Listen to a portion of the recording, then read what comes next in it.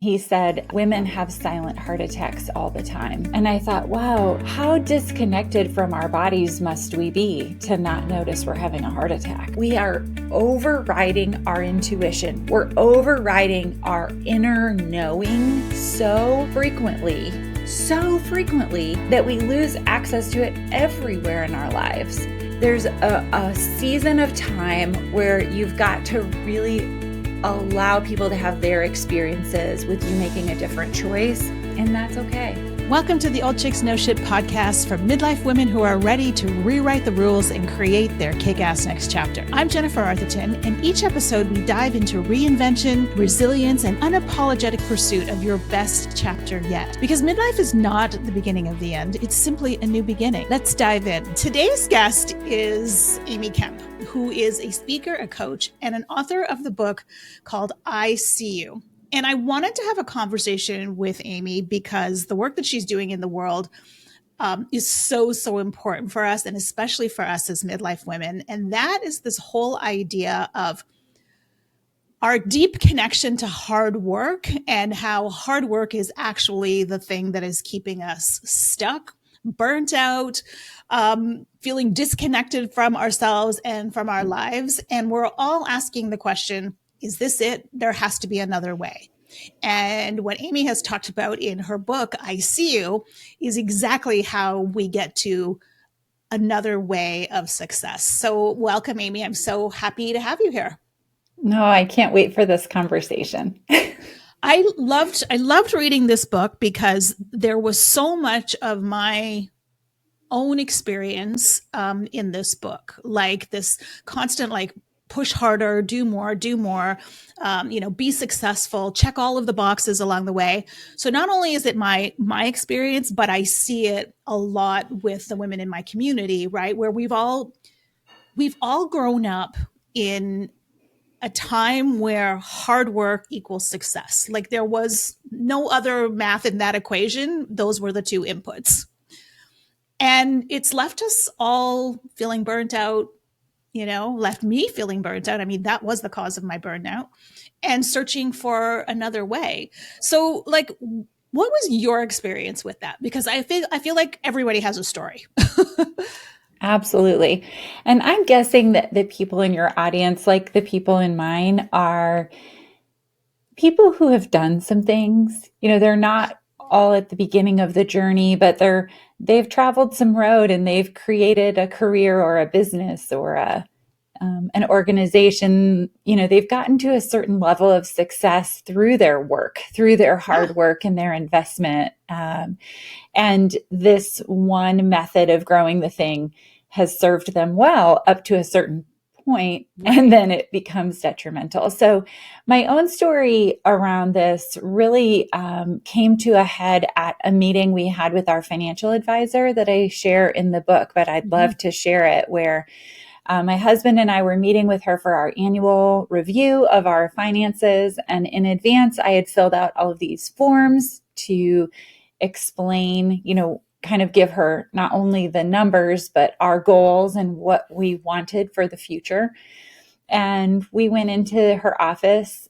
She's a very trusted friend. And I will back up and say at this point, I was sort of at the top of a professional mountain, so to speak. I was a top performer. Yeah. I had kind of a public role. I was leading, over 1,000 people in my organization. And so I think, and most people from the outside would have said, oh, she's successful.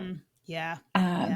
So we sat down for this meeting, and she said, I've gone through everything. You're very organized. You're not overspending. You don't have debt other than your mortgage.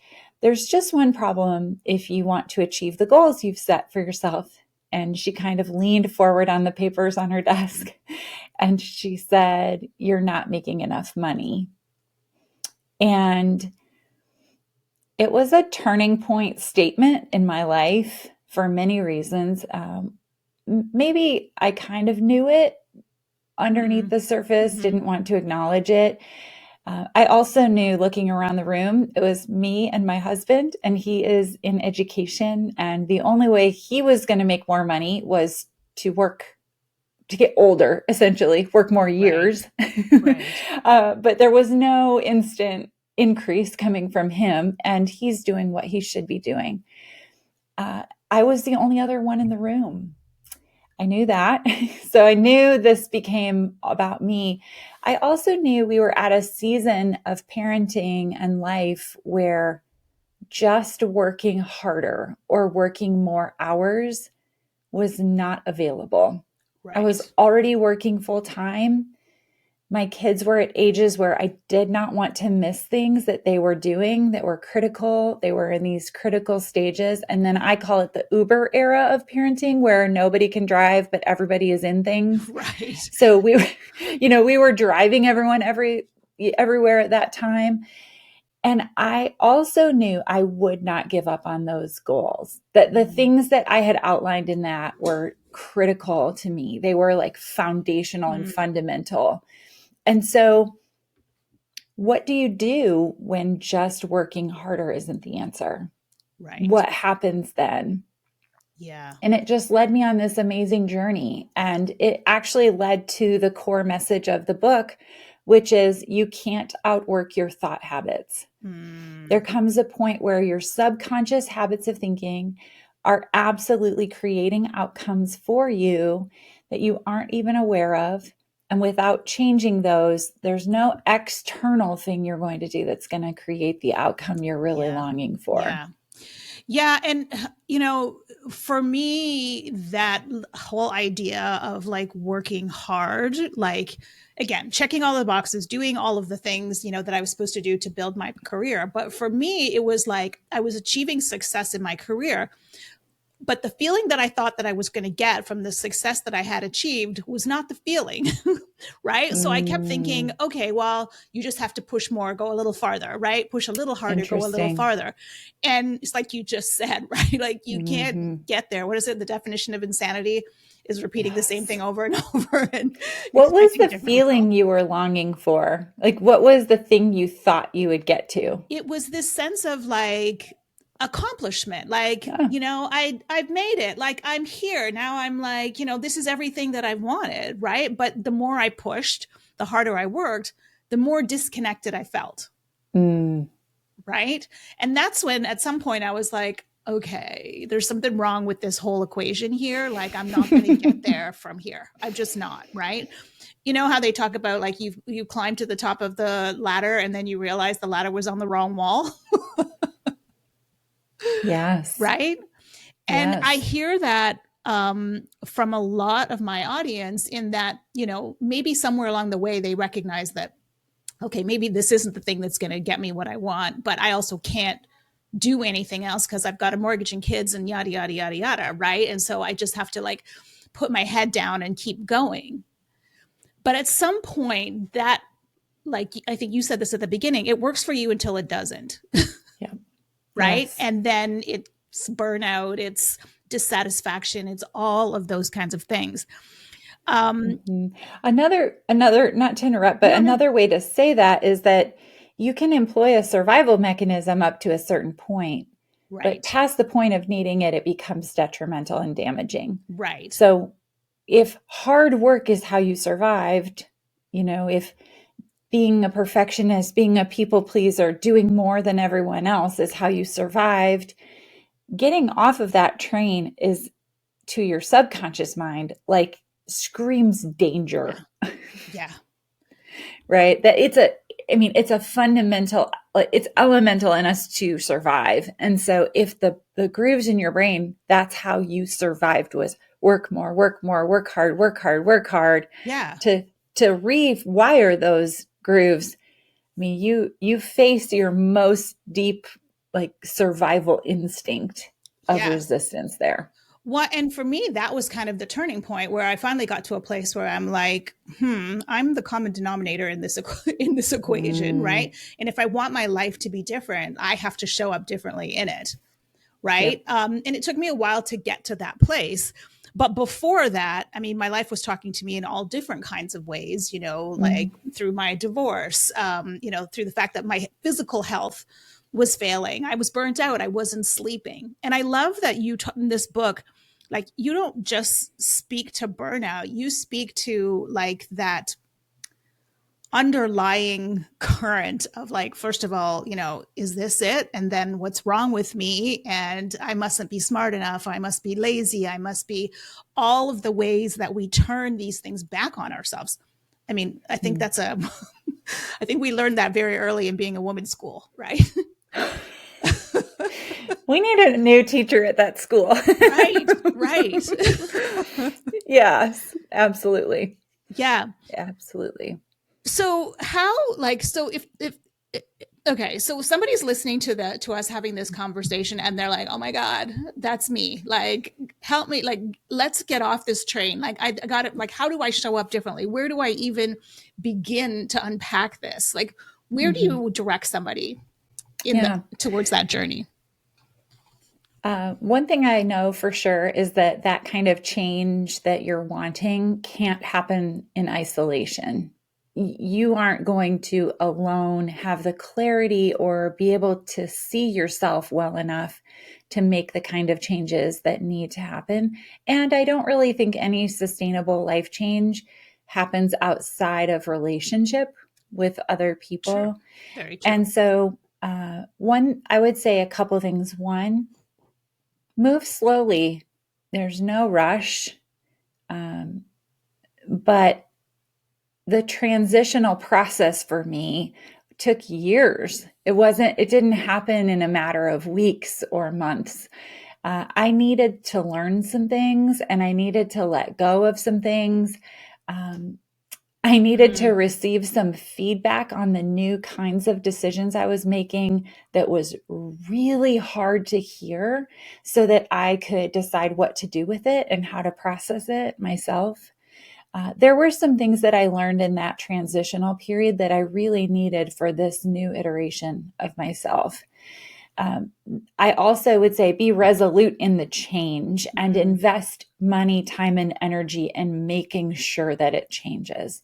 Because the long-term outcomes of staying in that place, you're going to get sick. Like you said, your body is starting to tell you things. I tell this story in the book about one of my clients who went to the emergency room. She felt like she was having a panic attack. They ran a bunch of tests and they said to her, when did you have your heart attack? And she said, I've never had a heart attack. And they said, oh, you've definitely had a heart attack. We can see it on your test results. And she had no idea. And he said, oh, women have silent heart attacks all the time. And I thought, wow, how disconnected from our bodies must we be to not notice we're having a heart attack? Well, I think like such a huge part of that is this idea that hard work and burnout is almost like this badge of honor. Yeah. Right? Like we wear it proudly. It's killing us, but we're wearing it proudly. And so because we're getting all of this kind of external validation for creating the success and doing the thing and taking care of everybody, we become like focused on that and disconnected from this feeling. Yeah, but it's killing me. But people love it. So therefore I must be on the right path. Like, why do you think we do that? Well, I think a lot of it is cultural. It's the most socially acceptable drug. Isn't it? I mean, it's you get a hit of praise. If you have damaged self-esteem, that feels really good. It kind of gives you like a high, like a sugar high, so to speak, not a lasting one, but a sugar high, and you keep chasing it. I don't know also that we're even aware of it a lot of the times. I don't even know that we consider it or know that there's another choice in most cases. I also know we are overriding our intuition. We're overriding our inner knowing so frequently that we lose access to it everywhere in our lives. This just happened yesterday. It was about 2:30 in the afternoon. I was exhausted, and I'm not even really sure why. but I'm so accustomed to just pushing through, pushing through, pushing through, pushing through, right? Maybe that too is like, you have kids, they're crying. You've got to deal with them no matter what, whether you're tired or not. I'm not sure where we learn that, but we start to override, override, override, override. And finally yesterday I was like, I'm going to lay down. I just went and laid down for 30 minutes.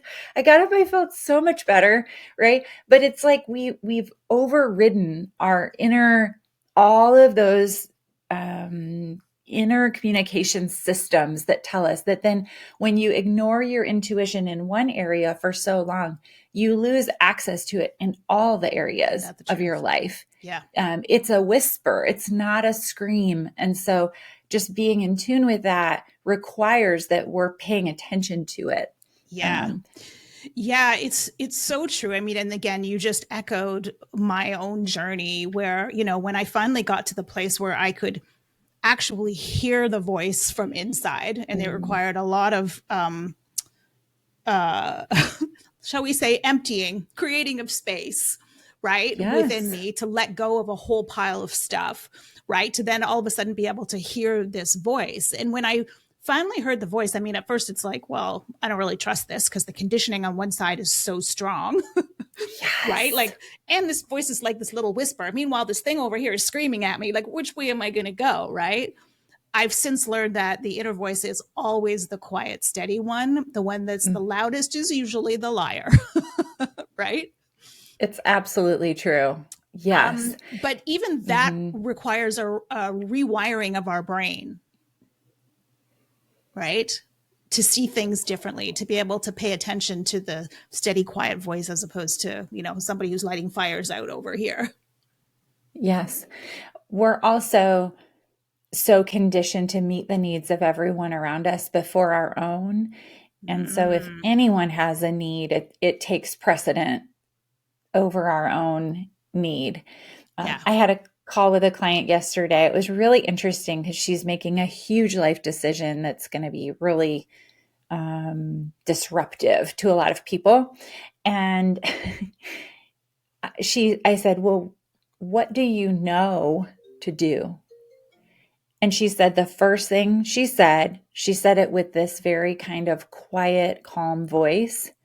And then she went on this ride. It was like a merry-go-round where she went, but then this and this and this, and then this person, and then that, and then this, and then that. And what about this? And then I grew up and they told me this. And then I said, I know, but what do you know to do? And then she said it with the same like calm, clear voice.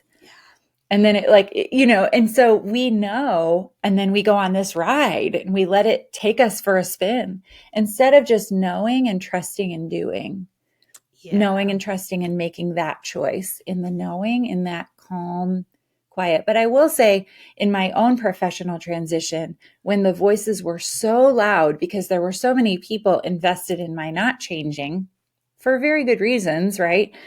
I really limited my exposure because I was so weak.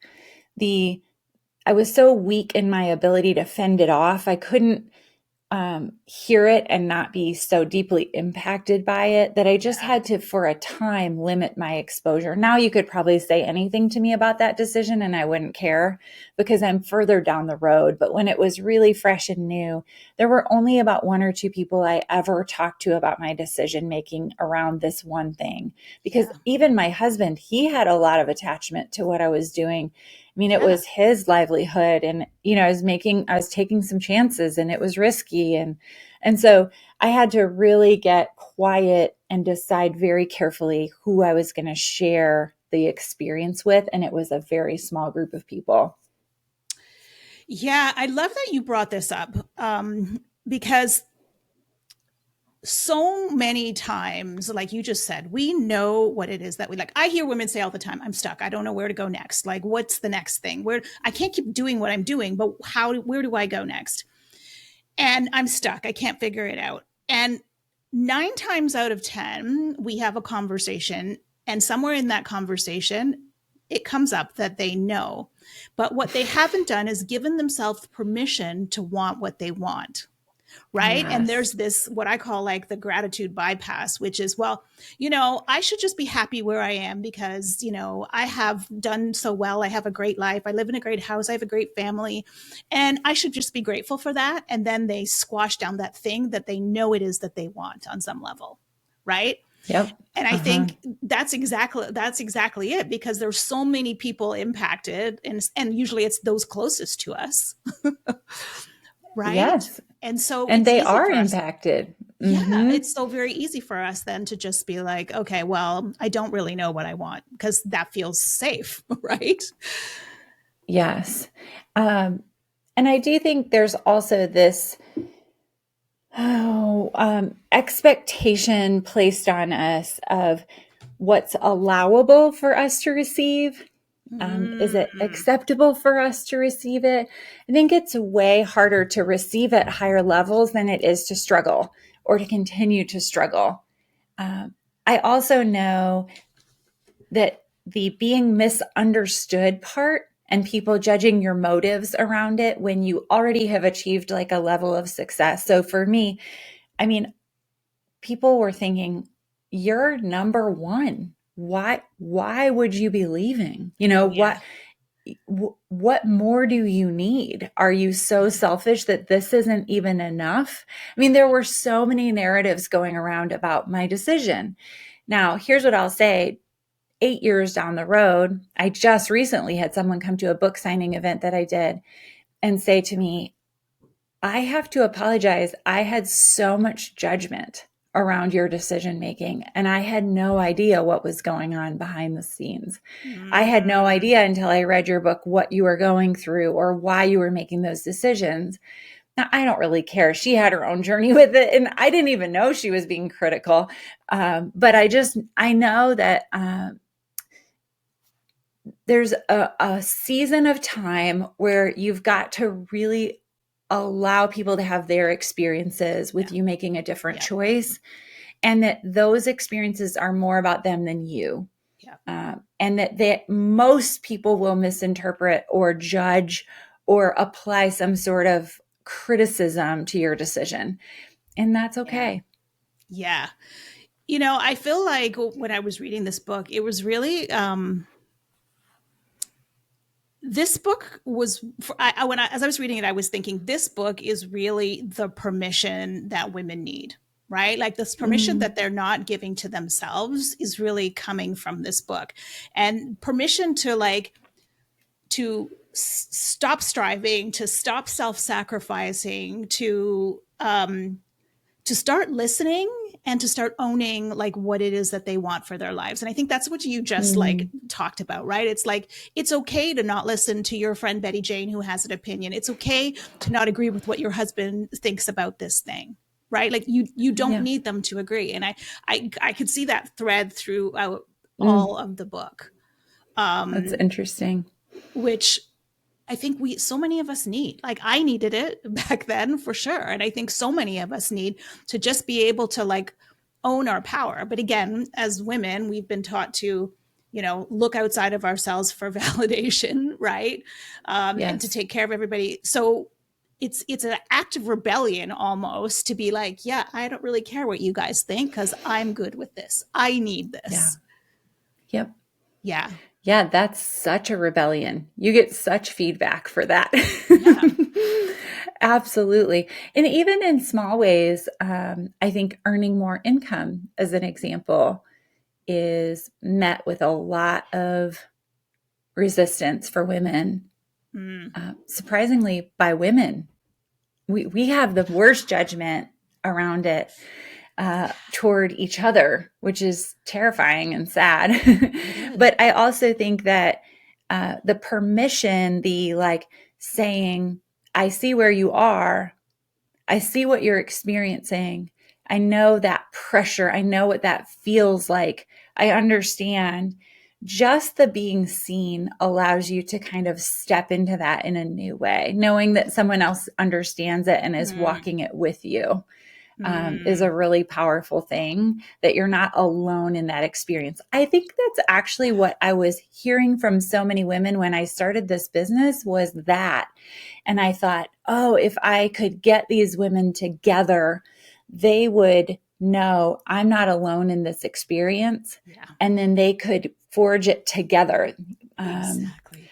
But the pressures of work, and then all of the unpaid labor we do, and all of the other commitments that we have, a lot of times prevents us from creating the community with like-minded women that we need to be able to walk forward together. Yeah, that is so true. I mean, women in community like is my jam, because again, it can feel very lonely, like you just said, when we make a big decision, right? And not only Yes. that, like we know we have a proclivity to turn on ourselves when the times get tough, right? So Yes. like being supported by other women who can like prop you up and just remind you that like, yeah, I see, like you just said, like your book, I see you, I see what it is that you want, and I'm here to be your cheerleader and your supporter as you go through that or go to that.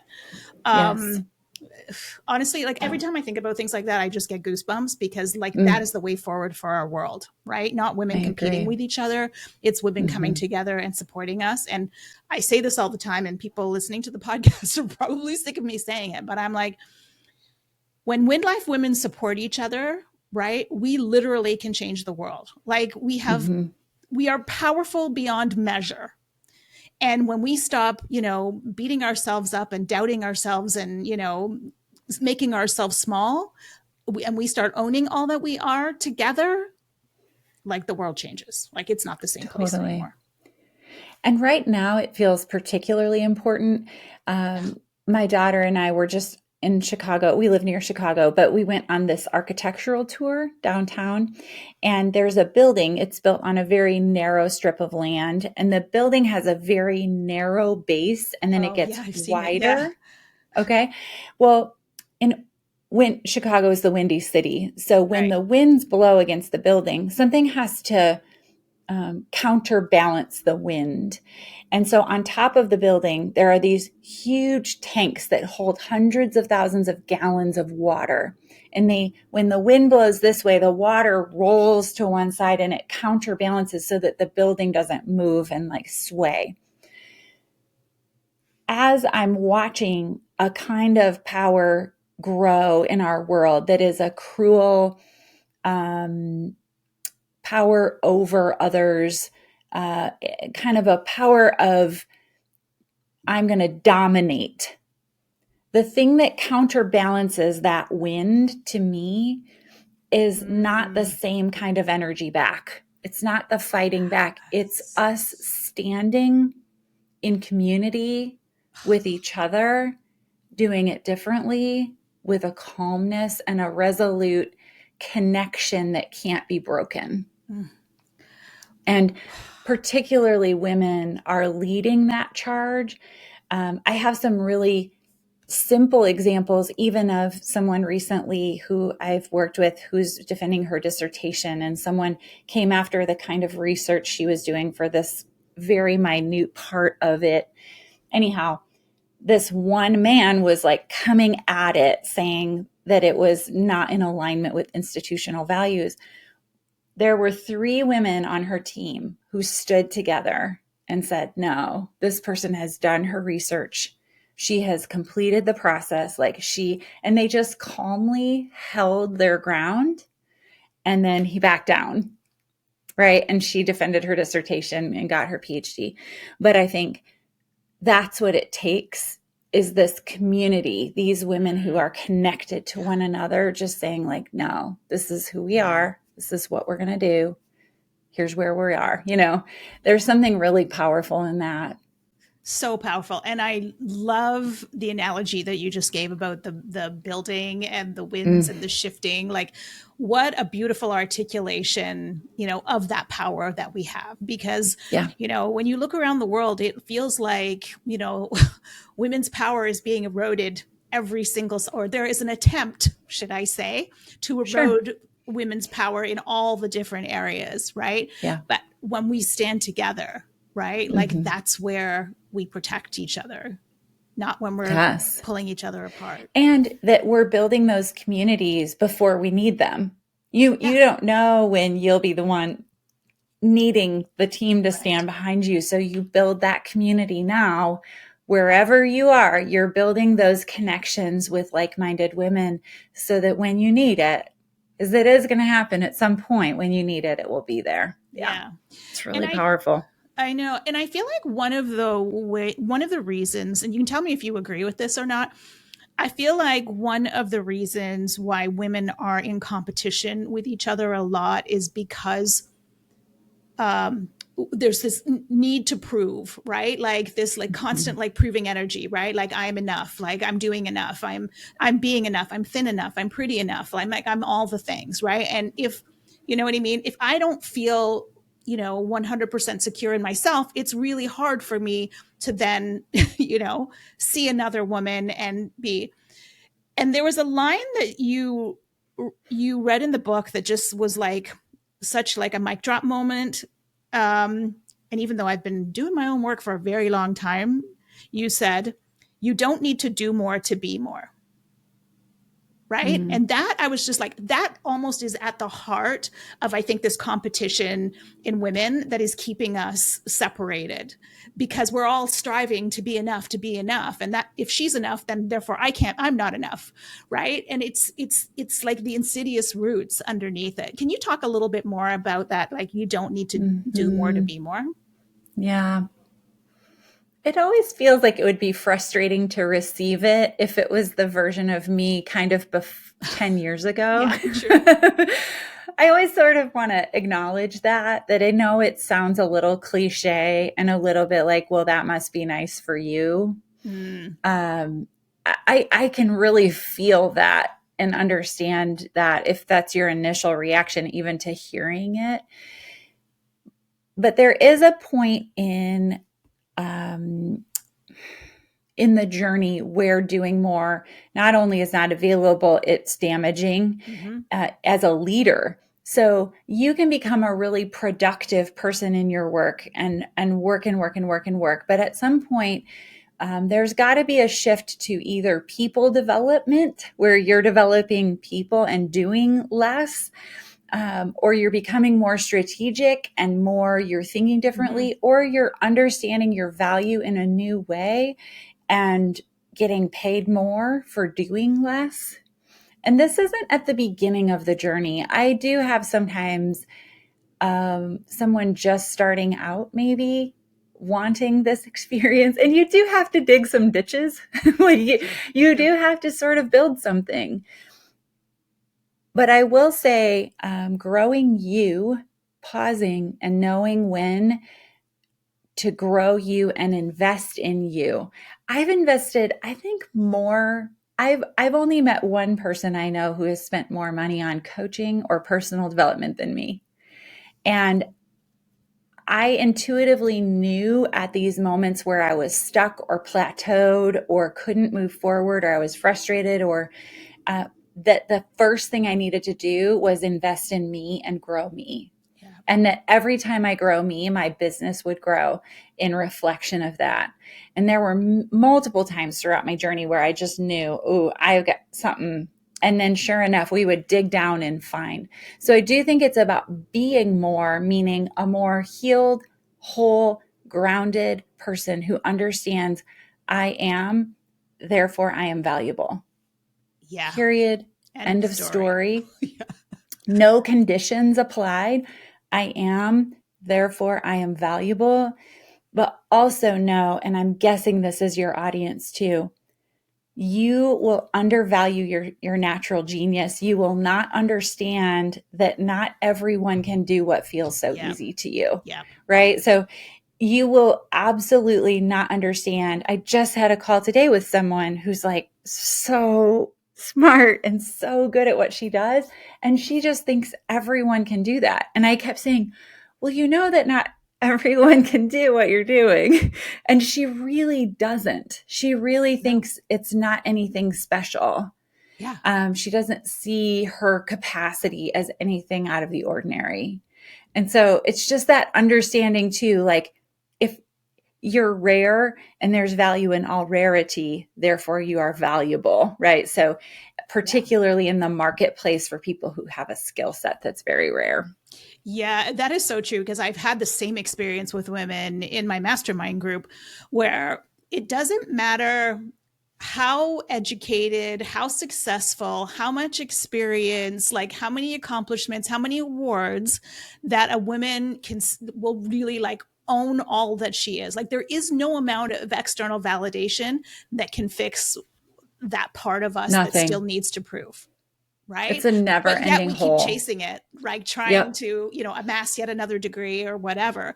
But to your point is it's not about fixing the things outside of us. It's about fixing the things inside of us. And Mm-hmm. that for me, like, when I came to that moment of like, oh, if I want my life to be different, I have to show up differently in it, was the moment where I'm like, okay, I can't see myself. I literally can't. Like my favorite saying is you can't read the label on the jar from inside the jar, right? I can't see myself. And that's when I hired my first coach. Yep. I have invested in coaching and I will continue to invest in coaching, like, again, thousands and thousands and thousands and thousands, because there are always things that we can't see that are getting in our Mm-hmm. way. And when we start healing from the inside instead of chasing the outside actually comes to us. Right? Totally. Yeah. Yes. Yeah. And it's really wise. We don't see ourselves clearly. No, we can't. We Mm-mm. just can't. I mean, one of the exercises that I have all of my clients do is create their badass list, right? Like this Mm. list of accomplishments that they, in life and in business and everything, these things that they have overcome. And, when they see it on paper, like all together, they all go, wow, that's really Yeah. amazing, right? But in their head, it's like, oh, it was just this, it was just that, it was just the thing. And then they pull it together and they're like, oh my goodness, I can hardly believe that's me. Right. Totally. Yeah. And I say Yeah. to them, like, read it Yes. often, right? To remind yourself. Mm-hmm. Yeah. I had a client who was pursuing this very intricate degree from an Ivy League school, in addition to like their already amazing professional accomplishments and all that. And we were talking about it, and I said, so what do you think, how are you going to feel when this degree is done? This additional thing. Well, I think I'll finally feel like I'm ready, like I've arrived. Right.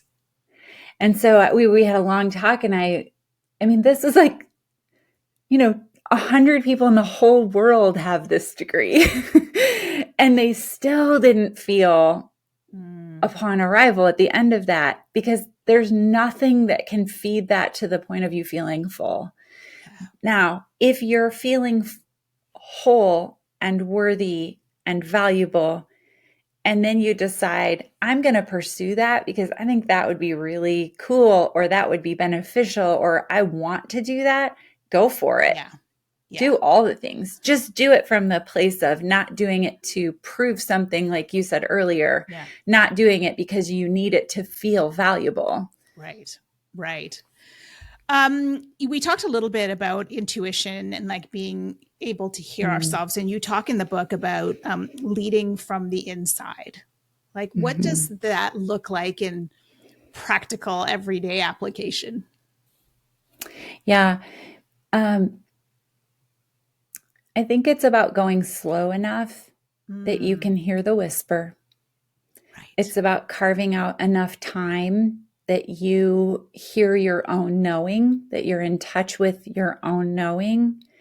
There are some daily disciplines that allow me to access that voice more clearly than others, that when I embrace them and choose them, not from a spirit of obligation, but when I do them, I'm able to trust my knowing more fully.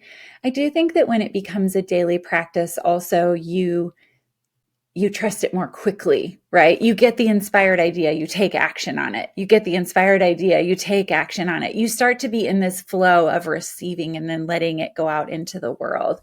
But it really is about rediscovering access, reopening access to that inner voice that knows what to do, particularly as a leader, because if you're constantly making decisions based on the feedback you're getting from here and the feedback you're getting from here and the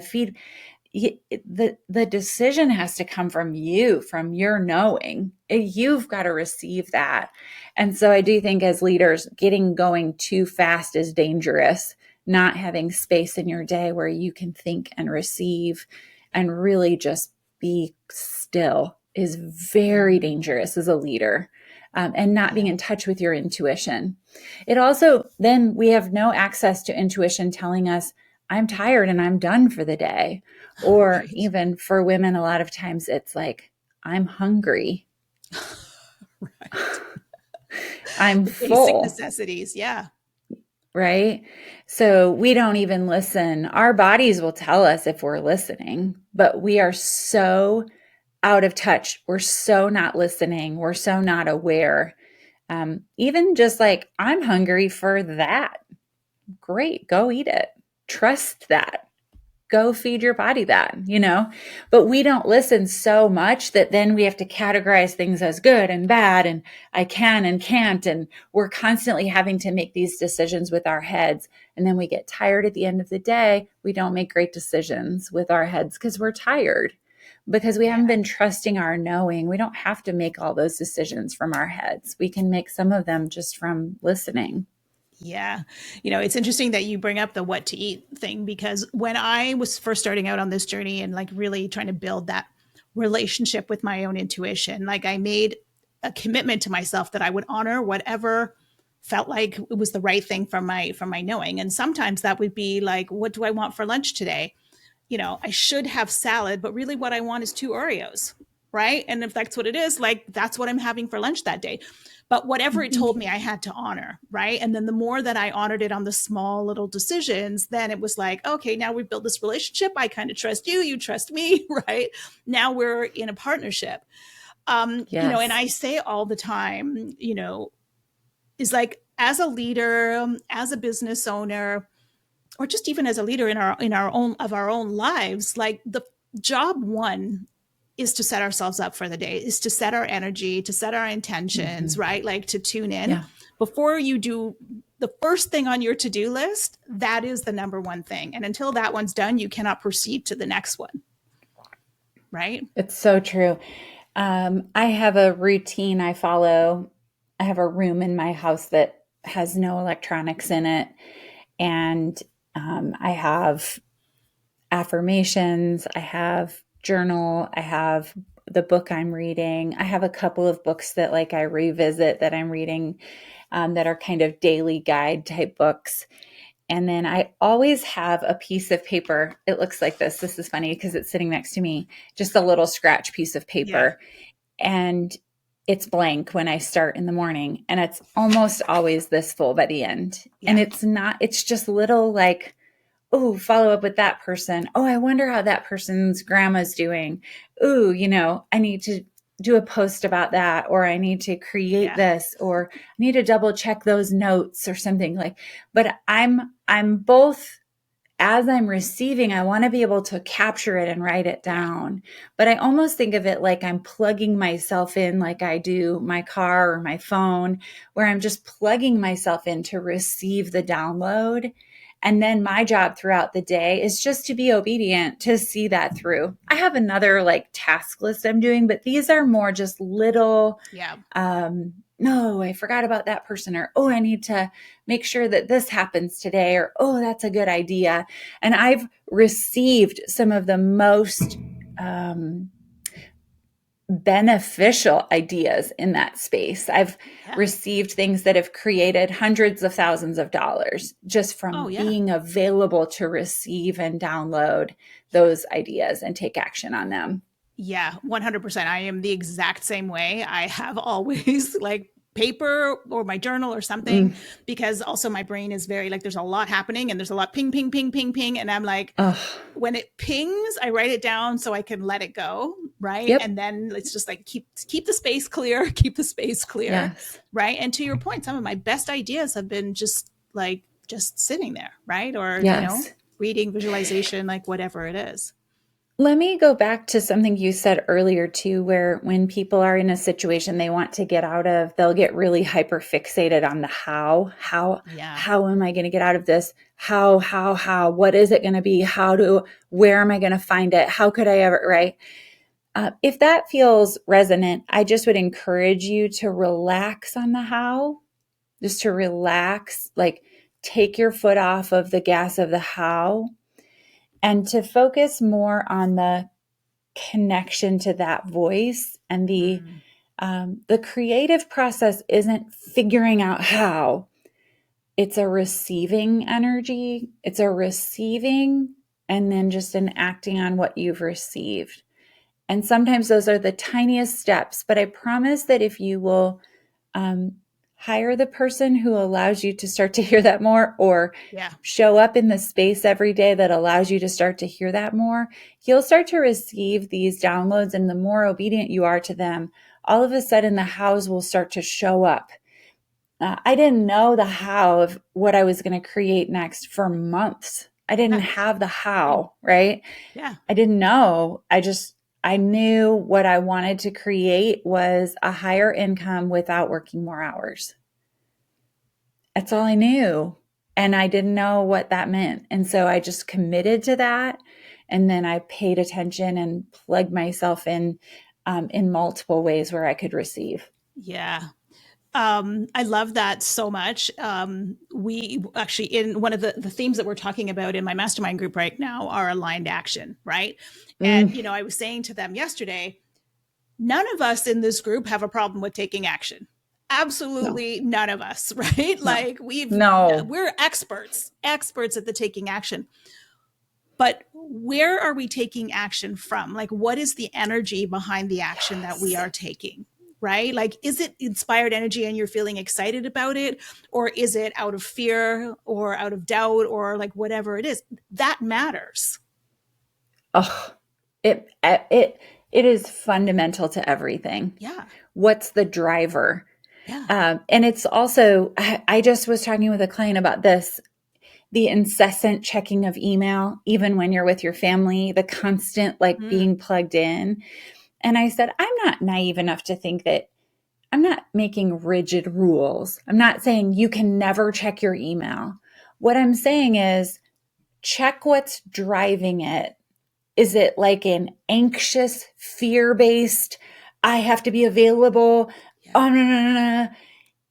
If it's that, then I'm really questioning it. But if it's like everybody in my house is gone, I know that if I work through this email real quick, I'll feel better about starting the day tomorrow. And it's real calm. And it's just like, I want to do that.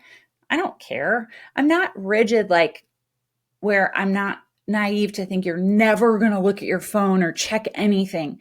But I'm just saying if it's like every hour or every 20 minutes, you're checking out of this drive that's just like giving you a hit of something because you're afraid or you're anxious or you're soothing this need to please everyone, well, then I'm really like waving the red flag on that. Yeah. Yeah. Mm-hmm.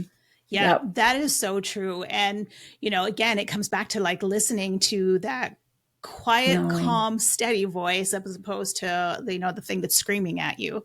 Because intuition doesn't scream. It literally doesn't. And I think this is what you talk about because tell me, in your experience and working with the women that you work with, like how has the definition of success and ambition, how does it change for women in their like 40s, 50s, as in they've been in their career for a while, right? Like, how do you see that shift happening? I think it becomes much more holistic. They're evaluating not just one part of their life as the measure of success, but it becomes not only my career and how much I'm earning and what I'm accomplishing there, but it also becomes what's my quality of life? Yeah. Is this the work that I really want to do? I have this filter. I call it the idea filter, but it's the way I make decisions about whether I say yes or no to something that shows up like an opportunity. And it's three-sided where it's, is it paying me what I'm worth or creating the income I'm worth? Is it in alignment with my purpose and gifting and passion? And is it within my boundaries, the quality of life that I want? Because I'm not just creating a business, I'm creating a life. I want a whole life. I want rich relationships, that are friendships and marriage and spiritual relationships and relationships that are fun and lighthearted, and then some that are deep. And, I want like this whole thing here. And then I want family life to look like this. I want experiences, I want to build a really great business. But that's just one part. Yeah. Or a really great career. That's just one part. There's like a whole ball of things. And so if that means, and this always happens to me, probably once a month, I have someone tell me that I should scale my business. And I don't ever want to close off an opportunity. So I'm always open, but I'm also aware that just growing my business isn't my goal. Right. And I would rather I earn a really great income. I have a really great quality of life having a boutique, very specific. I serve a specific type of client. I do work that is sacred to me. I do it within like hours that work with our family. It allows me to have a really robust life outside of this work. And I've yet to hear someone present something that gives me all three of those things more than what I have them now. If I do, I'm all ears, right? But just growing it for the sake of scaling it. For what? Like, why? I don't know. So that's the shift I see women make, is this, I'm not just pursuing the ambition without any kind of boundary on it. I'm actually going to take into account that I have aging parents. My kids are only going to be home for this many more years. I want to be present for grandkids. I want to also take care of my body at a higher level. Like all of those things are starting to become more clear that this is finite, and I've got to really, kind of harness it so that I can create what I want. And I think so thank you for that, because I wholeheartedly agree, because we're not willing to sacrifice anymore, right? Like there's like, I want it, and I want it all, and I want it in a way that feels good. Yep. And this is where I feel like your book, again, is a bit of a permission slip, in that you talk about like having impact with less effort, like being able to get what you want without killing yourself to do it. Because again, that's the equation that's been built into our head, right? Like, and I still like, there are days where I still have to, well, that was too easy. Must have missed something, like, right? Oh, it feels dangerous for it to be easy. Right. And because it's like, if you didn't work your fingers to the bone and sacrifice something, then was it worth it? And so many of us have that programming, right? Yeah. But the fact that we get to want what we want and then get to have it in a way that feels good to us is will short circuit a lot of brains. It is harder to allow yourself to receive that than it is to just continue the struggle and work really hard. Absolutely. To exhaustion and burnout. Exactly. Which is so weird when you kind of think about it, because you would think that would be easier to do that because that's what everyone wants, right? But it's actually more difficult because you're running into all those survival instincts, I think, that are screaming danger at you. That's what you're experiencing in that moment, is your subconscious mind is saying, wait, the very thing you've done to survive for all of these years, you're now saying the opposite is true. That can't be good. And so it's throwing up like the danger sign. Right. Yes. And there is a slowness of observing that and thanking it for its feedback and letting it know that you're safe in this new iteration and that you can move forward. There's like a level of awareness you have to be able to process through that and kind of breathe through it. Yeah. And I like to remind, people as well too, that like often that programming was installed in us like long before we were conscious that it was being installed in us. Like somewhere along the ride, our parents were like, okay, stop fooling around. Now it's time to get to work, right? Like we were probably 5 or 6 and starting school, right? And then like that became the foundation of all of the other bits of software and coding that were layered on top of that. So we have to Yes. give ourselves a bit of compassion, right? In like, okay, you know what? It's faulty programming that we're going to recode. Mm-hmm. You know what I mean? It's not like, oh, I'm broken. There's something wrong with me. There's something. It's just we're going to rewrite a piece of code that's just not operating optimally right now. No, and I think there's always a compassionate interpretation. Yeah. And most of the time you can find that in at some point you needed it to survive. Yes, exactly. This happens a lot with people who start businesses also, where to get a business off the ground, there's an extreme sacrifice. Yep. And that's how you survive. And it is a fear of like, everything is on the line. We have to make this work. Everything is, the problem is once the business, it's like a plane. Once the fuel that it takes to get off the ground is so much greater than what it takes to fly at cruising altitude. And if you keep consuming the amount of fuel and keep operating as you did in the takeoff, you will legitimately crash your plane. Right. And so there's this, okay, I've reached a place where we're not surviving anymore. We're shifting to cruising altitude.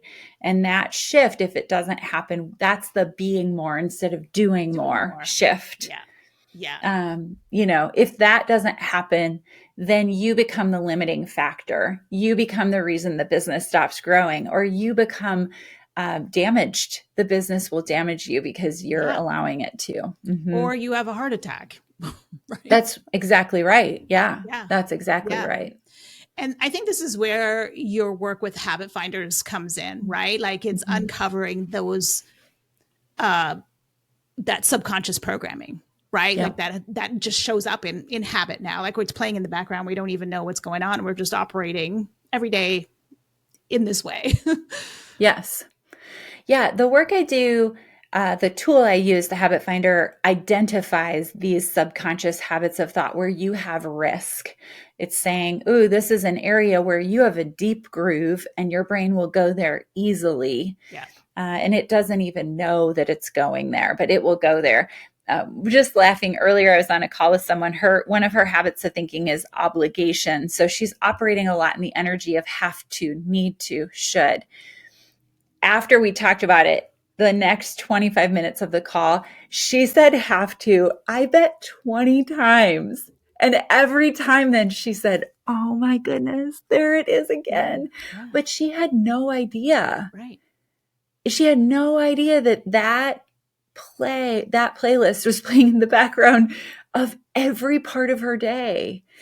Even the things she really wanted to do, it just became the same have to, need to, should. So these are things we're not aware of. They're there for some reason, again, most likely because of survival. And they are now creating resistance to us creating what we really want most. Yeah. And it's really, it's pretty astonishing when people start to see it, how much the shift has an impact on their work, on their experience of life, on their relationships. It's really unbelievable. Yeah. It's unbelievable. Yeah. I mean, awareness is so important, right? Like as soon as you become aware, you can't unsee it. And now you're starting from a place of like, okay, I see how many times a day I do that thing. Right. And now you can set an intention, or you can be conscious about, oh, did I really mean that? Or did I mean this? Right. Like, and start doing that reprogramming. Yeah. Oh, this was such a good conversation. I mean, like we could go on. There's a lot more we could talk about, but for any of you that are listening, if any part of this conversation resonated with you in terms of, there has to be a better way. I'm tired of sacrificing everything. I want it all. Go pick up Amy's book, I See You. It really is permission giving in many ways. And at least just to start the thought process about oh, wow, there is another way to do this. Right. And once you open that door again, you can't close it. So good luck. No, it's a little disruptive. And where can people find out more about you and Habit Finder and all of that, the work that you do in the world? Yeah, there are two places easiest to follow me. One is on Instagram, just follow me at Amy Kemp Inc.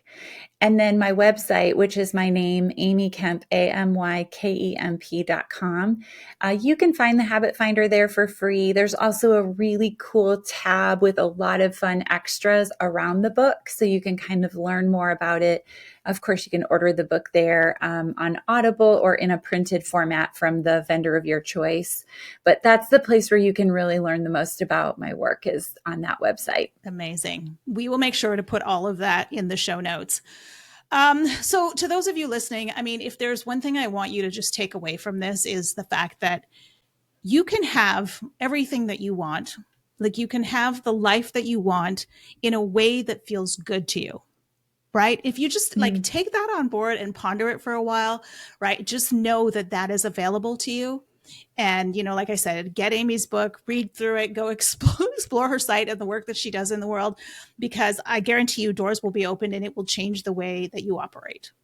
So thank you so much for listening today. If you liked what you heard, it would be a great pleasure if you could leave us a rating or a review, or even better would be to pass this episode on to a friend, relative, colleague that you think would get something from it. So until next time, thanks for listening to the Old Chicks No Shit podcast. If you like what you heard, the greatest compliment you could give us would be to comment below and subscribe.